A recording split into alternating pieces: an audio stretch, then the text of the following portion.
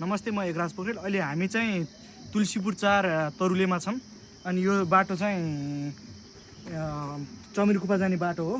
यहाँ चाहिँ पुरानो एउटा कोइला खानी छ। यहाँ हामीले पहिले सानादेखि म पनि यही गाउँको यही लाइमदेमार भन्ने ठाउँमा हुर्केको जन्मेको मान्छे। अनि मैले सानैदेखि थाहा पाउँछु यो कोइला खानी चाहिँ यहाँ थियो भन्ने थियो। हामीले चाहिँ हाम्रो उसमा चाहिँ पालामा अलिअलि निकालिन्थ्यो, त्यति धेरै निकालिएन। तर अहिले चाहिँ हामीले यहाँ हेरिन्छ भनेपछि भित्रैसम्म खनिएको छ कोइला खानी। पहिला चाहिँ यहाँ पुरानो उसमा चाहिँ यो रोडमा चाहिँ यो उसो हेर्दाखेरि चाहिँ सबै खानीको उसमा थियो, तलैसम्म छ।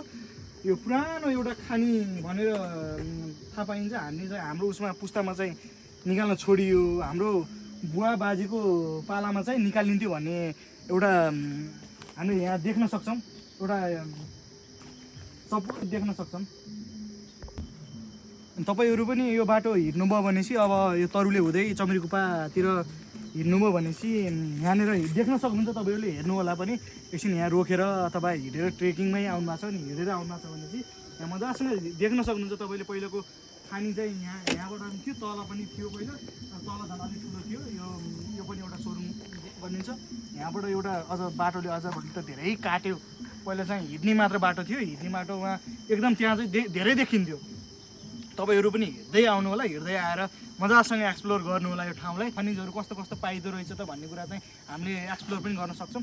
यो बाटो चमिरकुपा पनि जान्छ। अब चमिरकुपा धेरै टाढा पनि छैन यहाँबाट। अनि अब यहाँ तल यो गाउँहरू भइहाल्यो, यहाँसम्म अलिअलि माथि घरहरू पनि छ। तपाईँहरू हिँड्दै आउनु होला, ट्रेकिङ मजासँग आएर एकछिन रिल्याक्स पनि हुन्छ, घुमिन्छ पनि, एक्सप्लोर पनि गरिन्छ। रमाइलो गर्नुहोस्, आउनुहोस्।